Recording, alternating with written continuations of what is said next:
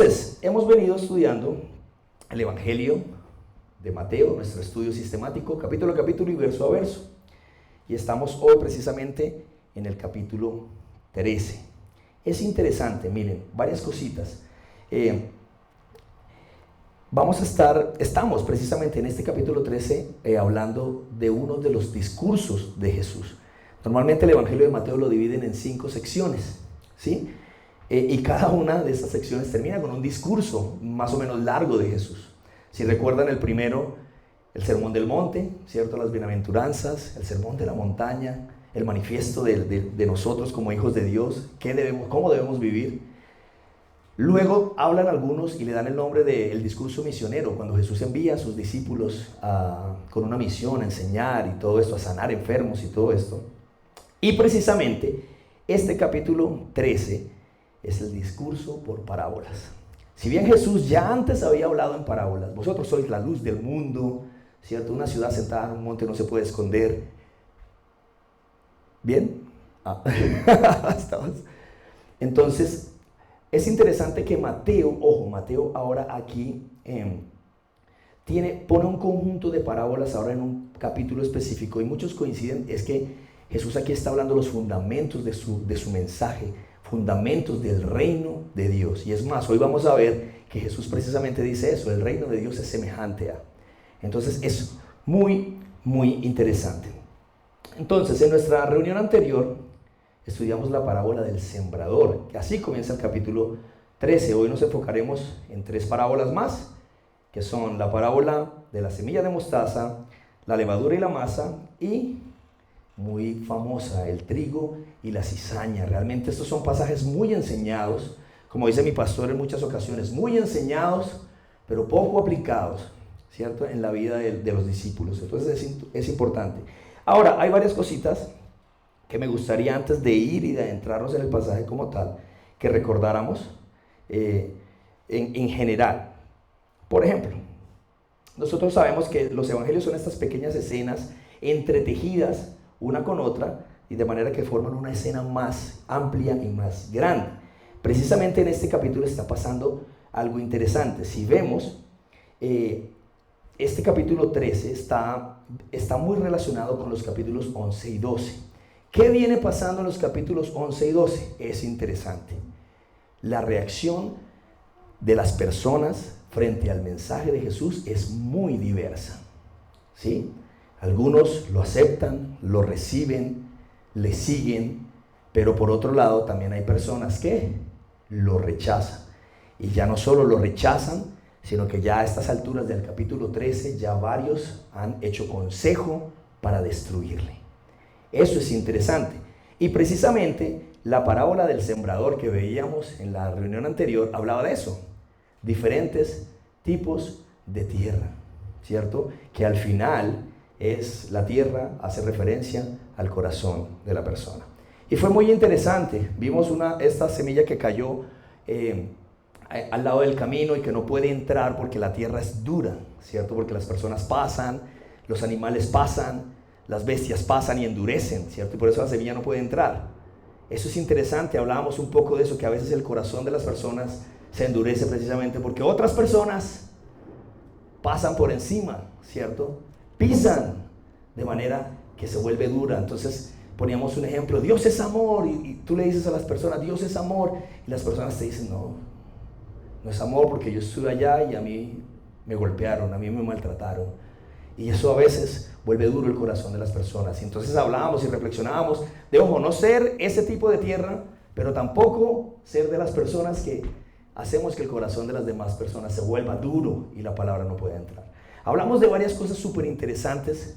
Fue muy, muy, muy, muy bonito. Esta enseñanza va a estar pronto también en nuestro canal de YouTube, para que si puede conectarse un día y escucharlo, sería súper interesante, súper bueno para todos. Todas las enseñanzas del Evangelio de Mateo están allí. Ahora, ¿me siguen hasta ahí? ¿Cómo vamos? ¿Todo bien? ¿Listo? Ahora, es interesante, hablando otra vez del tema de estas reacciones, cómo las personas vienen reaccionando al mensaje de Jesús. Es interesante, y es más interesante aún cuando pensamos en el mensaje de Jesús, que Jesús primeramente no vino a la élite religiosa de la época, ¿cierto? No vino a salvarlos de Roma, que era lo que de pronto algunos también querían y pensaban, ¿cierto? Sino que vino a los pobres, vino a los desvalidos, vino a las personas más menospreciadas del momento y de la época. Eso también es interesante porque hace parte de lo que vamos a hablar el día de hoy y en algún punto especial lo vamos a estar tocando. Ojo, Jesús vino a los menospreciados, a los pobres, al publicano, a las prostitutas, estuvo con ellos sentado a la mesa. Eso es interesante. Entonces, todo esto para dar un poco de contexto y luego sí venir a este pasaje del día de hoy, que vamos a estar en el capítulo 13, arrancando en el verso 24. Entonces vamos a ir allá, por favor. Capítulo 13 del Evangelio de Mateo, verso 24. Oramos y nos adentramos en el pasaje, para que no se me pase nada más. Ok. Recordábamos la definición de parábola, ¿sí? Una parábola, ¿qué es? Es una comparación, ¿cierto? Poner una cosa al lado de la otra para hacer una comparación y de esta forma dar un punto de vista súper claro. Es lo que sucedía y es lo que está haciendo Jesús a través de las parábolas en este pasaje. Poníamos un ejemplo, que Jesús le hablaba a ellos en un lenguaje que ellos pudieran entender, ¿sí? El sembrador, la semilla, ellos de alguna forma estaban muy relacionados con esos términos de la semilla, el sembrador. Es como si a nosotros hoy en día nos hablaran del Uber, del TikTok, del Instagram, ¿cierto? Es del Trasmi, nosotros los que vivimos en Bogotá, ¿cierto? Entonces, temas muy relacionados con nosotros. Eso es lo que está haciendo Jesús y por eso les hablaba en parábolas. Era un tema muy, muy relacionado a lo que ellos constantemente vivían y estaban expuestos a. Ahora, ¿estamos listos? Capítulo 13 del Evangelio de Mateo, verso 24. Leemos, oramos y nos adentramos en el pasaje. Dice así: les refirió otra parábola diciendo: el reino de los cielos es semejante a un hombre que sembró buena semilla en su campo. Pero mientras dormían los hombres, vino su enemigo y sembró cizaña entre el trigo y se fue. Y cuando salió la hierba y dio fruto, entonces apareció también la cizaña. Vinieron entonces los siervos del padre de familia y le dijeron: Señor, ¿no sembraste buena semilla en tu campo? ¿En dónde, perdón? Permítame resaltar estas cositas. ¿En dónde? En tu campo. ¿De quién es el campo? ¿Cierto? ¿De dónde pues tienes cizaña?, preguntaron. Él les dijo: un enemigo ha hecho esto. Y los siervos le dijeron: ¿quieres pues que vayamos y la arranquemos? Él les dijo: no sea que al arrancar la cizaña arranquéis también con ella el trigo. Dejad crecer juntamente lo uno y lo otro hasta la siega. Y al tiempo de la siega yo diré a los segadores: recoged primero la cizaña y atadla en manojos para quemarla, pero recoged el trigo en mi granero. Oremos. Mi buen Dios que estás en el cielo, te damos gracias por tu maravillosa palabra. Gracias por la oportunidad que nos das de abrir las escrituras sin ningún problema, oposición. Gracias, Señor. Permítenos ahora ver en ella las maravillas de tu ley, contemplando tu gloria, Señor, como en un espejo. Sigamos siendo transformados conforme a tu imagen, como por tu Espíritu. Oramos en el nombre de Jesús y los semellosos decimos amén. Interesante. Luego hablaremos de la semilla de mostaza, de la levadura. Y es más, es interesante porque hacia el final del pasaje del día de hoy, Jesús mismo va a dar la interpretación de esta parábola del trigo y la cizaña que acabamos de leer. Entonces yo simplemente quiero dar un par de puntos referentes a esta parábola y luego más adelante observaremos la interpretación que Jesús mismo hace de la parábola. Ahora es interesante, miren, venimos en el capítulo 13, ojo, hablando del sembrador, ¿sí? Y si bien la parábola se llama la parábola del sembrador, el pasaje hace más referencia y más énfasis en la tierra, en el tipo de tierra que ya hablábamos que era el corazón de la persona, ¿sí? Hoy, la parábola del día de hoy, con esta que arrancamos, ya nos habla de la semilla. Y son dos tipos de semilla que hay. Una que es el trigo y la otra es la cizaña. Y hay varias cositas que quiero que observemos acá. Inicialmente, miren, la ley romana de este tiempo prohibía sembrar cizaña como un acto de venganza. La cizaña es un tipo de planta o mala hierba, y es más, de hecho su raíz griega, titania, es identificada por los agricultores como el trigo falso.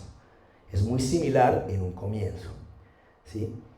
Cuando brota es prácticamente igual al trigo, y solo es hasta el tiempo de la cosecha cuando se puede ver un poco de diferencia, porque su fruto es negro y además es venenosa.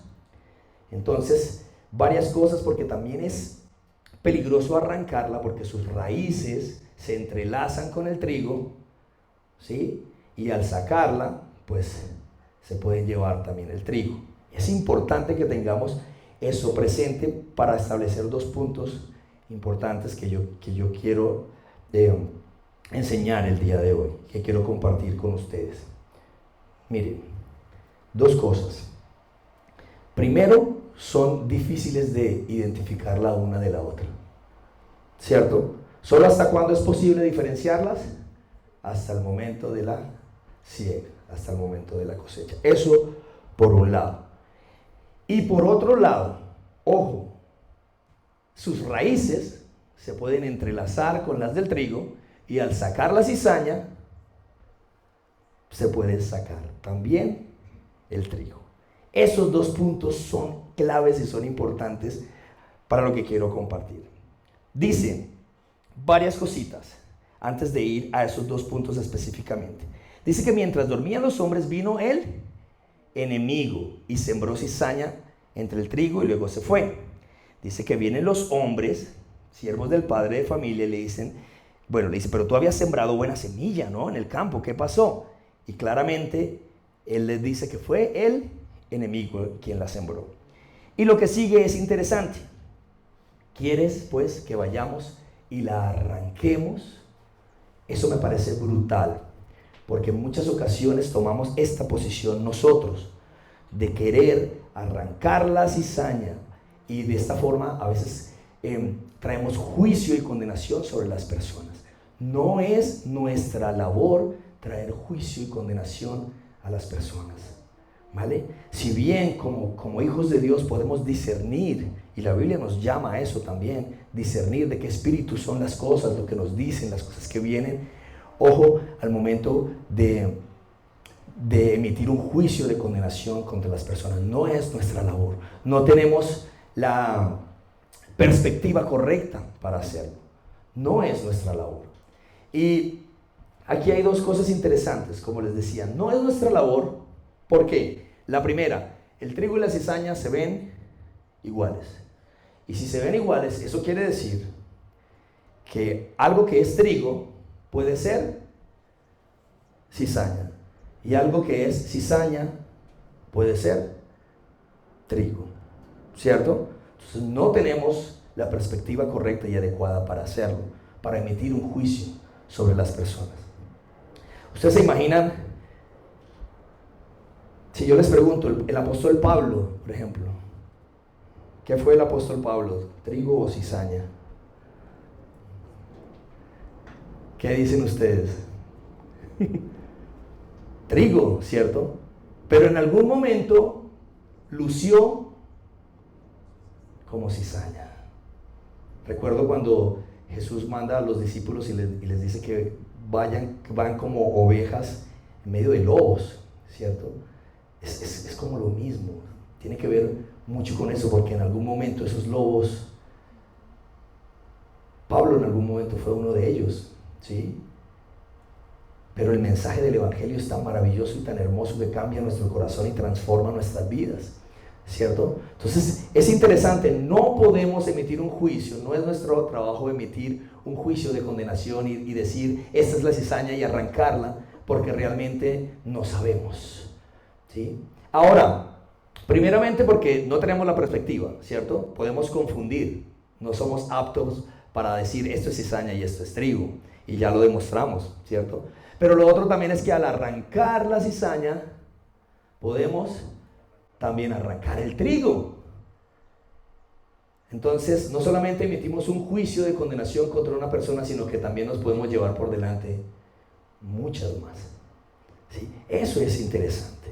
Ahora, hay un punto de vista muy lindo y que de alguna forma nunca se hace mucho énfasis cuando se estudia esta parábola. Y es interesante que el dueño del campo, que sabemos quién es, ¿cierto? Que es Dios, que es Jesús, dice que no es el momento de arrancarla, ni ellos son los aptos para hacerlo, pero tampoco es el momento, ¿cierto? Hay que esperar un momento. Y eso es interesante, miren, porque el propósito de Dios, y si leemos su palabra, ella nos dice que el propósito de Él es que todos vengamos al arrepentimiento, ¿cierto? Dios está dando una oportunidad a todos, a todos. Él es bueno, Él es fiel, no es este Dios tirano que a veces nos quieren vender y nos quieren decir, porque si Dios existe pasan cosas malas, y ahorita vamos a abordar un poquito de eso. ¿Han escuchado esa pregunta alguna vez? ¿Cierto? Pero Dios espera hasta el final, espera hasta el final para apartar la cizaña, y el trigo irá ¿a dónde? A su granero. Maravilloso. ¿Me siguen hasta ahí? Estamos claros, ¿cierto? Importante estos puntos de vista. Son iguales. Y normalmente uno llega y dice, uno habla mucho de la cizaña, ¿no? Como que la cizaña está metida acá. Como que ponemos ejemplos, así saca la cizaña de tu vida o ese tipo de cosas. O mira en tu grupo, en tu equipo, quién es cizaña y quién es trigo. Cosas así. No sé si alguna vez se han enfrentado a este tipo de cosas. Ojo, porque no es nuestro trabajo emitir ese juicio.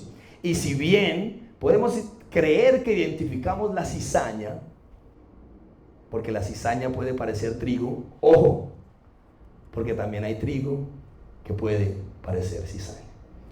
¿Vale? Interesante.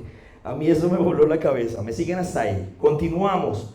Maravilloso. Entonces dice el verso 30, dejad crecer juntamente lo uno y lo otro hasta la siega. Y al tiempo de la siega yo diré a los segadores, recoged primero la cizaña y atadla en manojos para quemarla, pero recoged el trigo en mi granero.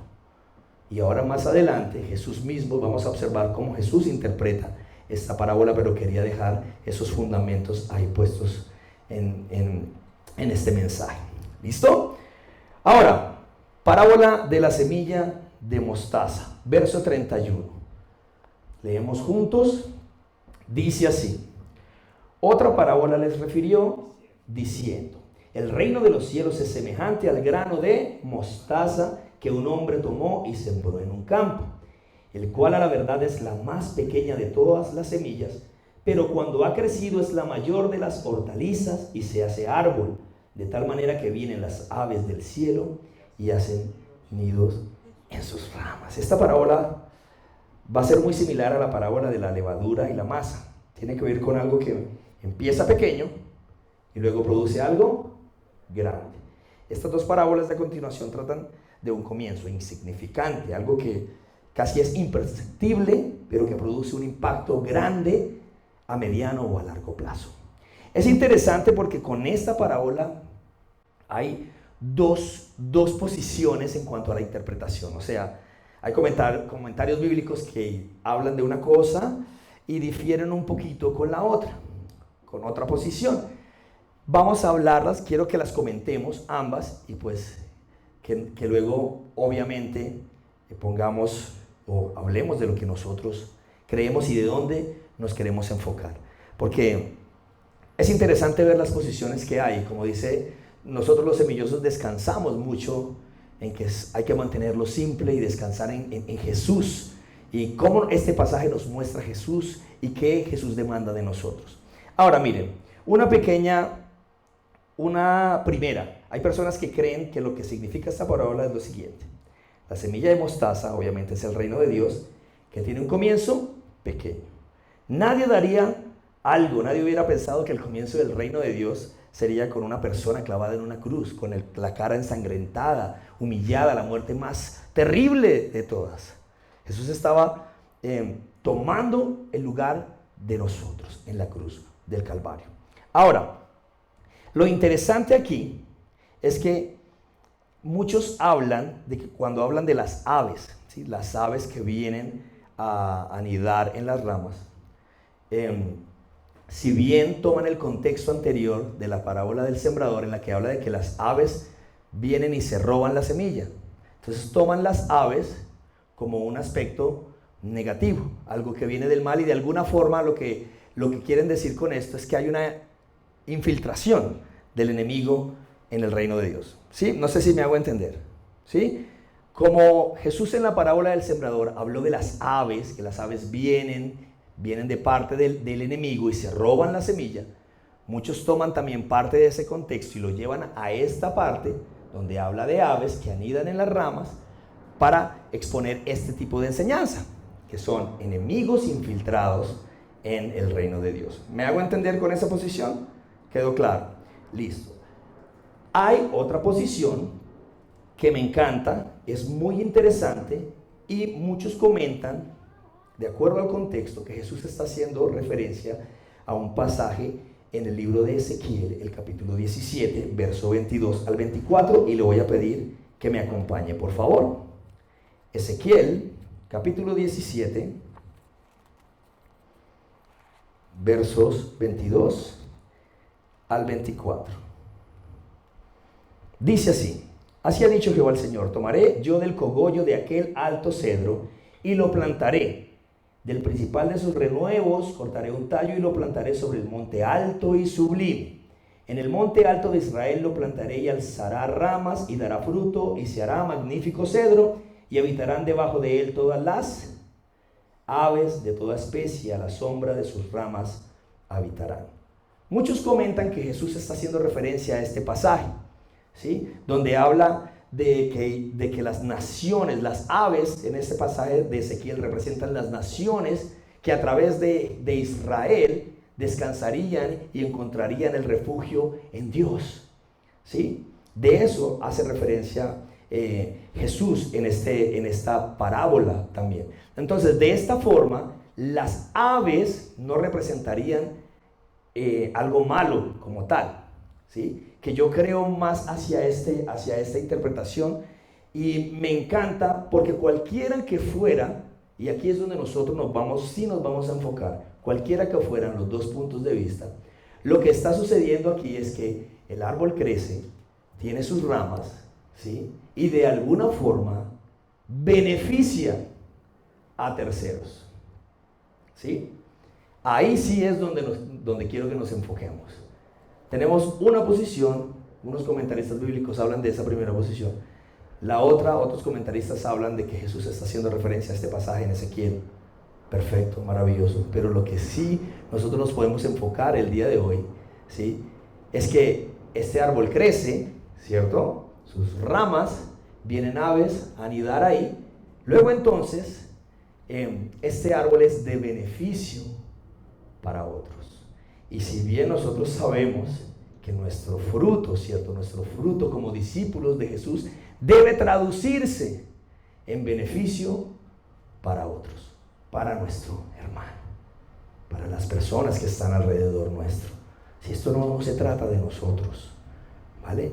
Dios en nosotros, y de esta forma podemos servirle a nuestro hermano. Y aquí en Semilla hablamos mucho de esto, del amor a nuestro prójimo, ¿no? Creemos que realmente es la única forma como se puede hacer visible cuánto hay de Dios en una persona, a través de él, amor. ¿Quieres saber cuánto hay de Dios en alguien? Mira cuánto ama. No mires cuántas cosas sobrenaturales puede hacer, porque muchos llegarán en aquel día y le dirán a Jesús, le dirán a Dios: nosotros en tu nombre hicimos esto, esto y esto y esto, y él dirá: yo no tengo ni idea quiénes son ustedes. Pero en algo sí conocerán todos que somos discípulos de él, y es que tengamos amor los unos por los otros, ¿sí? Es maravilloso, porque esto, todo lo que hacemos, la iglesia, todas las cosas que hacemos y lo que Dios nos da y lo que Dios habla en nuestra vida y cuánto crecemos en Dios, y es qué lindo cómo venimos, cantamos. Mi esposita hablaba hace un momentico de eso, venir, cantar, estar juntos en comunión, es maravilloso, ¿sí? Y luego, ¿qué hacemos con eso? ¿Realmente somos respuesta a la oración de nuestro hermano? Dios nos está llamando a eso. Cuando venimos a Dios, cuando le conocemos, cuando descansamos en Él, cuando Él habla a nuestra vida, no se debe quedar ahí. Todo esto realmente debe dar fruto, y ese fruto se traduce en bienestar también a mi hermano, ¿sí? Cómo de alguna forma lo que pasa en mí afecta de una forma positiva a mi hermano, ¿vale? Estas aves vienen a anidar, ¿sí? Y el árbol es de beneficio para estas aves. El reino de Dios se trata de eso. Me encanta que él diga, el reino de Dios es semejante a, o sea, así se ve el reino de Dios. Si Dios está en un lugar, debería pasar esto. Son parafraseando un poco lo que dice ahí. El reino de Dios es semejante a. Si aquí está Dios, debería pasar esto. Si aquí está Dios, esto debería verse así. ¿Cierto? Beneficio a los demás. Vimos en varias ocasiones de personas que se acercaron a Jesús. Este centurión que viene humillado a Jesús, que ni siquiera era capaz de hablarle, de acercarse a Él, ¿sí? Y dice estas palabras que han trascendido en el tiempo: no soy digno de que vayas, de que entres en mi casa, pero di la palabra y ya. La fe de esta persona, pero era una fe, ojo, no para él. No sé si me hago entender. Era una fe pidiendo por alguien más. Siempre decimos esto y me encanta porque es parte de nuestro ADN de Semilla. Cuando tú me pides que ore por algo, cuando vemos la necesidad que hay en una persona, es mi necesidad. Yo voy a pedir, yo voy a clamar a Dios, yo le voy a pedir a Dios, como si fuera yo, como si fuera para mí, identificarme con el dolor de mi hermano. Maravilloso. Esa es la iglesia que Dios anhela que seamos. Esa es la iglesia que deseamos ser para el Señor, ¿sí? Una iglesia, sí, con un comienzo pequeño, que se traduzca en algo grande, maravilloso, pero no sirve de nada si eso algo grande no es de beneficio para otras personas, ¿vale? Solo metal que resuena y címbalo que retiñe. ¿Me siguen hasta ahí? ¿Cómo vamos? Todo súper. Avanzamos entonces. Parábola de la levadura. Dice así el verso 33. Lo voy a leer y vamos avanzando. Dice así. Recuerden que tienen algo en común estas dos parábolas, y es algo pequeño se traduce y se convierte en algo grande. Dice así, parábola de la levadura. Si usted tiene una Biblia Reina Verdadera ahí, mentiras, una Reina Valera, un amigo dice que si se le aparece un ángel y no le habla en Reina Valera, no le cree. Dice así, parábola de la levadura, verso 33. Otra parábola les dijo: el reino de los cielos es semejante a la levadura que tomó una mujer y escondió en 3 medidas de harina hasta que todo fue leudado. ¿Les gusta el pan a ustedes? El pan así calientico, recién horneadito, el olor. Miren, Jesús está haciendo algo muy interesante aquí en esta parábola. Está describiendo a una mujer que está amasando pan y tomando un poco de levadura y permitiendo que la masa se infecte con la levadura. Esa es la palabra, se infecte, para que pueda hacerse pan, se pueda inflar, ¿sí? ¿Qué es la levadura? La levadura es un grupo de hongos y bacterias prácticamente, que lo que hacen es corromper el pan de alguna forma. Y en la Biblia, en muchas ocasiones, la levadura es un símbolo de maldad y de corrupción, ¿sí? Precisamente por ese efecto de infectar y de que se esparce, de ser algo poquito, algo chiquito, y corromper todo, ¿sí? Hasta que todo fue leudado, dice. Interesante, porque aquí también hay dos posiciones en cuanto a esta parte, y lo mismo, comentamos las dos y luego nos enfocamos en lo que Dios habla en nuestra vida. ¿vale? Una primera posición. Hay muchos que dicen que hay que ser consistentes con el hecho de que la levadura en la Biblia es un símbolo de maldad. Así que Jesús está hablando una vez más de la infiltración de la maldad en el reino de Dios. Claro que sí. Creyentes que de alguna forma están dentro del reino de Dios y corrompen a los otros creyentes. Puede ser, pero otros comentan, y esta me encanta, me parece súper interesante y quiero que ahí nos enfoquemos. Otros comentaristas dicen que el propósito de Jesús precisamente al usar la levadura es desafiar la mentalidad de las personas de la época. Está utilizando algo que comúnmente representaba un símbolo de maldad y está dándole un nuevo significado. En esta parábola está dándole un nuevo significado porque precisamente Jesús está desafiando la expectativa de todos. Y esto es súper interesante, miren. Levadura, corrupción, lo más desagradable, ¿cierto? La Biblia hace referencia a eso cuando se hablaba de levadura y en la época era así, ¿sí? Algo corrupto, algo malo, algo para desechar. Esto es interesante porque si lo vemos desde este punto de vista, Jesús, ¿a quién vino Jesús? No vino a la élite religiosa de la época, sino que vino a lo menospreciado, ¿cierto? A lo desechado, a lo corrupto, a lo malo. Allá estuvo Jesús. O sea, en pocas palabras, vino a nosotros, ¿cierto? Es interesante, miren. 1 Corintios dice, porque lo insensato de Dios es más sabio que los hombres, y lo débil de Dios es más fuerte que los hombres.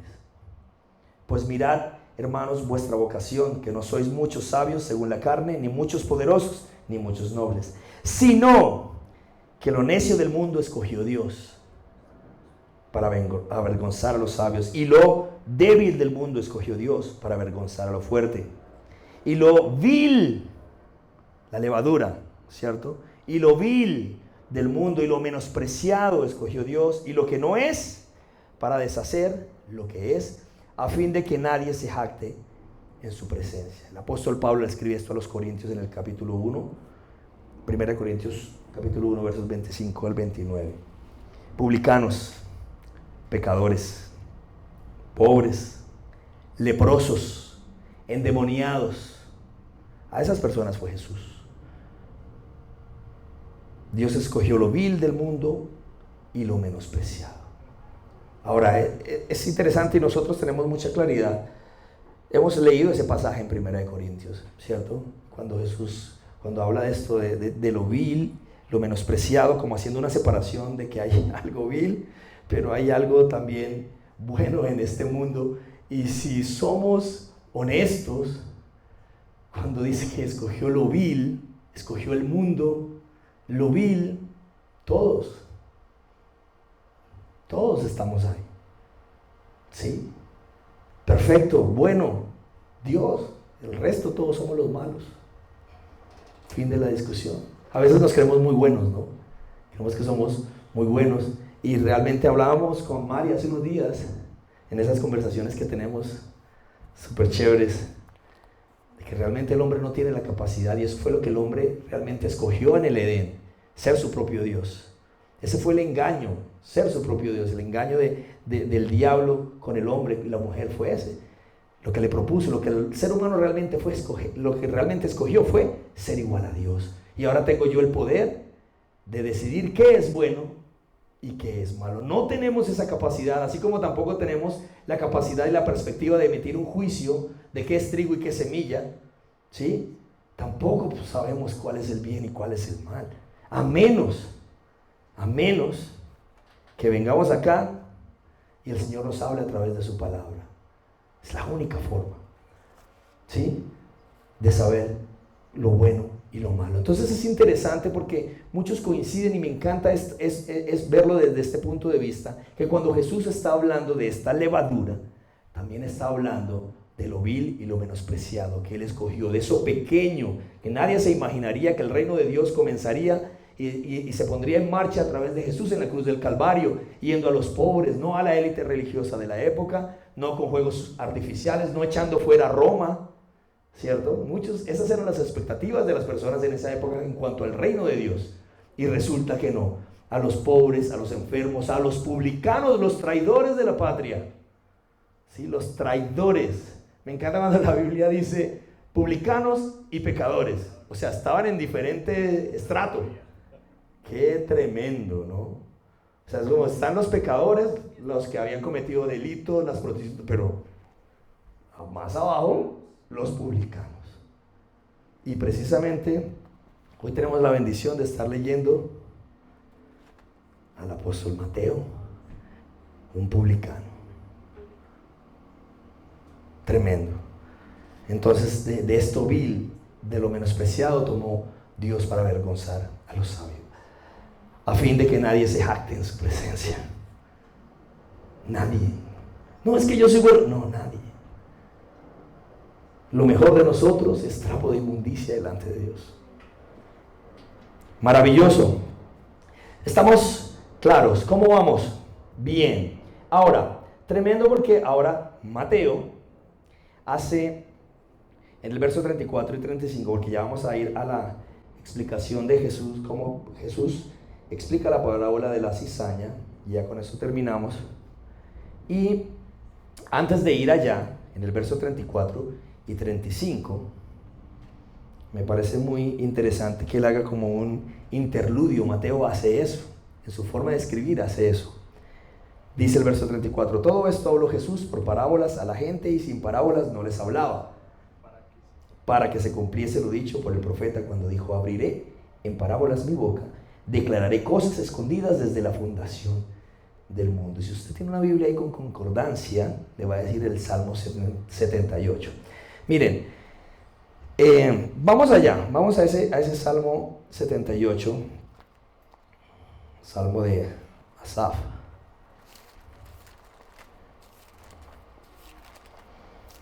Eso es un interludio musical que hace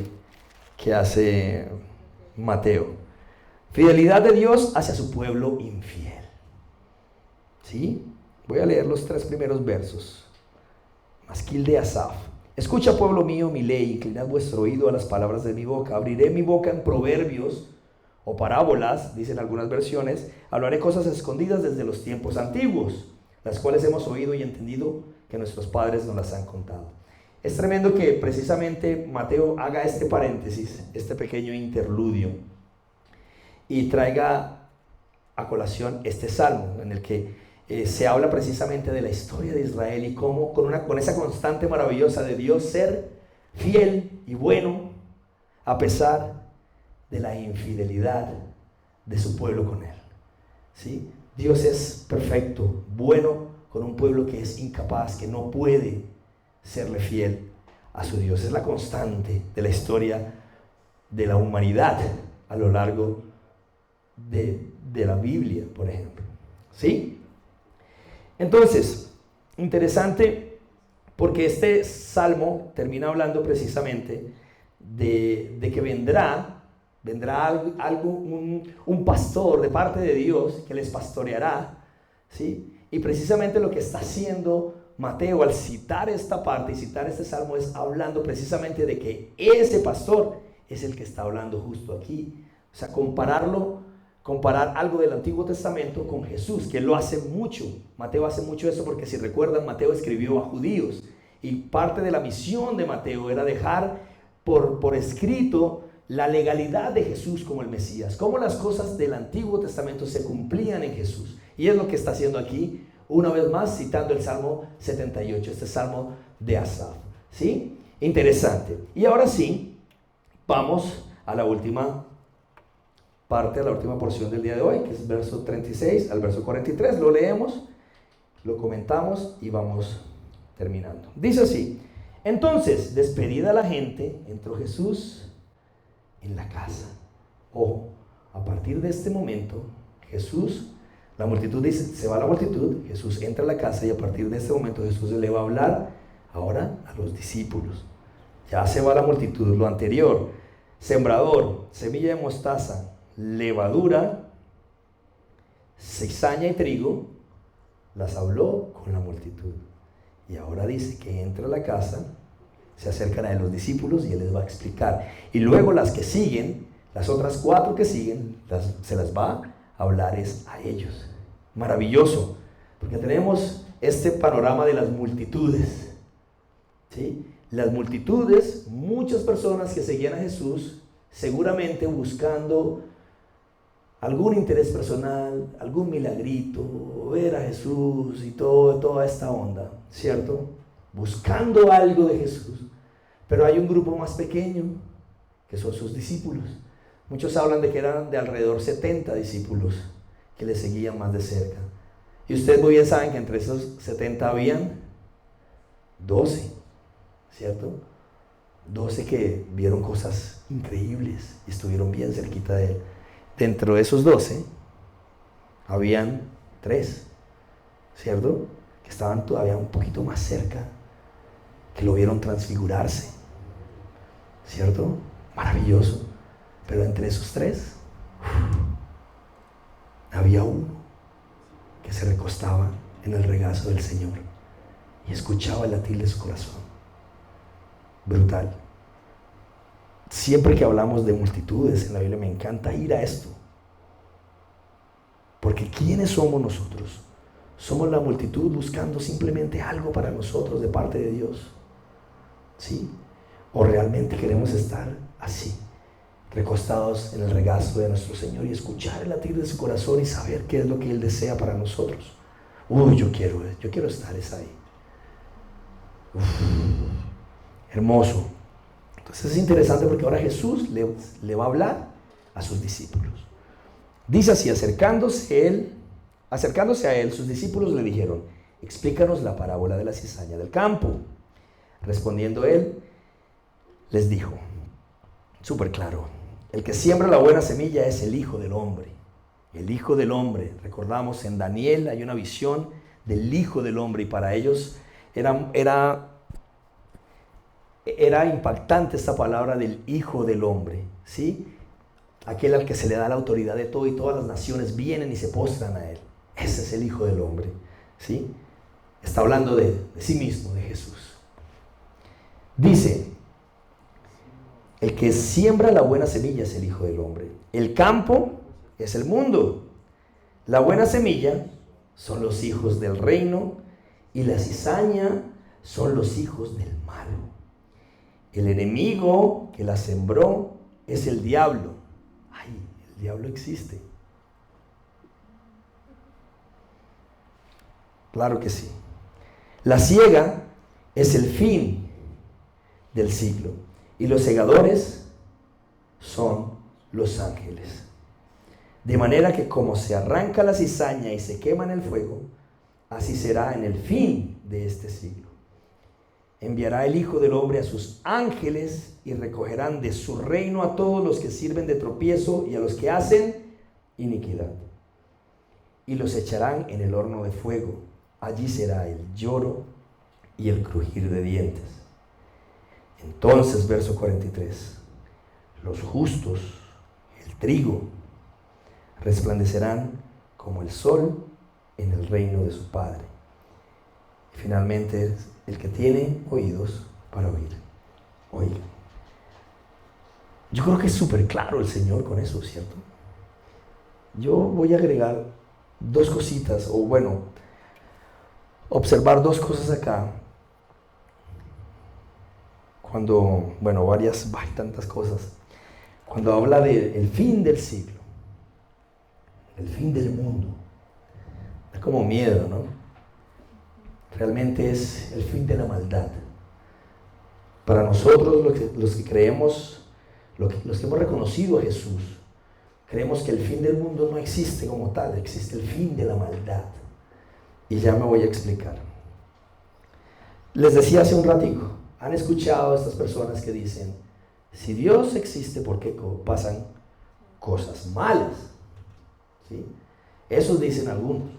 ¿Sabes? Si Dios es real, ¿por qué pasa esto y esto? Y le echan la culpa a Dios de nuestros asuntos humanos, ¿sí? Pero eso por un lado, ¿sí?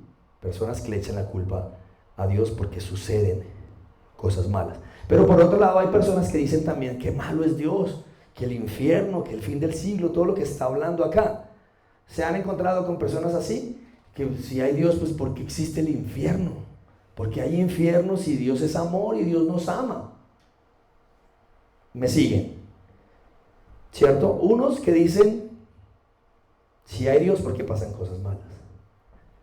Y otros que dicen que ¿por qué habría infierno si Dios nos ama y si Dios es amor? Y yo creo que este pasaje resume un poco y habla un poco de esas dos cosas y nos pone un fundamento para que expliquemos un poco de estas dos cosas.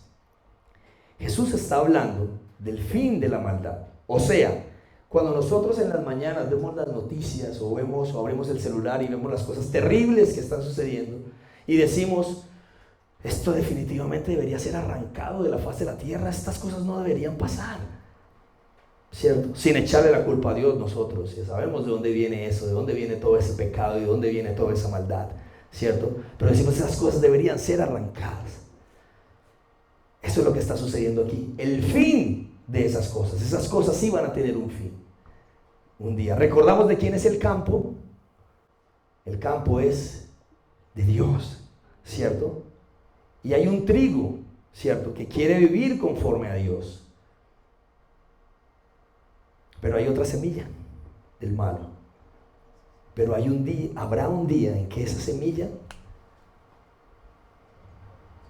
será arrancada y será echada al fuego. Mientras que habrá otra semilla y otro trigo que será recogido en su granero. El fin de la maldad. Miren, muchas personas han decidido no creer en Dios y vivir conforme a sus deseos, a sus pasiones. Creen que ellos son Dios, ellos tienen la capacidad de decir esto es bueno, esto es malo, y todo al final estamos como estamos, el mundo está como está, ¿cierto? ¿Por qué Dios no hace nada contra la maldad? Sí, habrá un día en que la maldad cesará, la maldad acabará y será arrancada y será echada al fuego. ¿Sí? Lo maravilloso de todo esto es que Dios envió a su Hijo Jesucristo, para que nadie tuviera que ir allá. Sin embargo, el ser humano ha decidido vivir sin Dios, estar sin Dios. Miren, algunos definen el infierno de esta forma. Chesterton o C.S. Lewis decían, el infierno no es otra cosa sino un monumento a la libertad y a la dignidad humana. Si tú no quieres estar con Dios, ni siquiera en un cuarto, no tienes por qué hacerlo. No tienes por qué estar con Dios, pero tampoco Dios va a permitir que estés corrompiendo su mundo. Habrá un momento en que la maldad se acabará. Cuando leamos y estudiamos Apocalipsis acá, sí, créanme, no habla del fin del mundo como tal, sino el fin de la maldad. No tenemos que tenerle miedo nosotros como hijos de Dios al fin del mundo. Para nosotros es el fin de la maldad. Se acabará. Y el verso 43, como leía, los justos resplandecerán como el sol en el reino de su Padre. El que tiene oídos para oír, oiga. Lo tremendo de todo esto es que Dios proveyó una solución para la humanidad, pero algunos han decidido desde ya vivir sin Dios,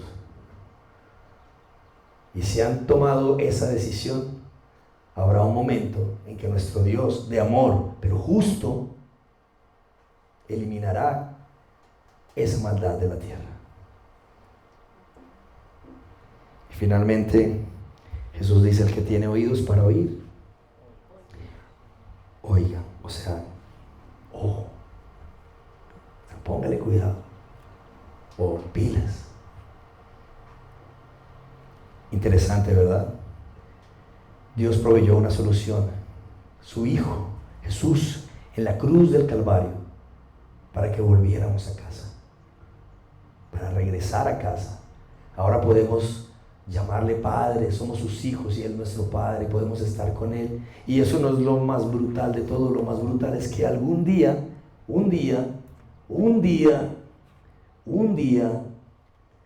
le veremos cara a cara. Y entonces Habrá valido la pena cada esfuerzo, cada lágrima, cada situación difícil, cada problema, cada lucha. Todo habrá valido la pena, viéndole a Él cara a cara. Y muchos definen el infierno como eso también, la ausencia de Dios. Dios no va a estar ahí. Sí, porque uno piensa en el azufre y en el fuego, ¿cierto? Pero realmente lo tremendo es que dice que todo ojo le verá. O sea, irán a ese lugar después de decir, wow, sí tenían razón, es real, pero serán arrancados, no irán allá, sino que estarán con la ausencia total de Dios, sabiendo que era real. ¿Recuerdan al ladrón bueno de la cruz? Bueno para robar. Y al ladrón malo. El ladrón bueno, después de reconocer a Jesús, ¿qué le dice Jesús? De cierto te digo que, dígamelo por favor, que hoy estarás conmigo en el paraíso. Empieza el debate teológico. Ok, en el paraíso. Pero entonces, ¿cómo así? O sea, que uno muere y de una vez va, o que el juicio, o que ¿cómo es eso? Me encanta pensar en esto. Miren, Jesús le dijo, de cierto te digo que hoy estarás, hoy estarás, hoy estarás. Si el infierno es la ausencia de Dios, Dios no va a estar ahí. El paraíso es que es estar con Él. Ese es el paraíso. Hoy estarás conmigo. Y lo lindo de todo es que hoy podemos vivir un poco de eso al acercarnos a Él, al reconocerle a Él, al venir a sus pies y estar con Él y vivir para Él y leer su palabra y vivir conforme, intentarlo cada día. A veces es difícil amar a tu prójimo, amar a tu enemigo, subirte al carro y manejar en Bogotá y se te abren aquí y allá y tú te llenas de... ¿Cierto? No es fácil. Pero lo intentamos y deseamos vivir conforme a su palabra. Vale la pena. Y cuando estemos cara a cara con Él, todo habrá valido la pena. Oremos.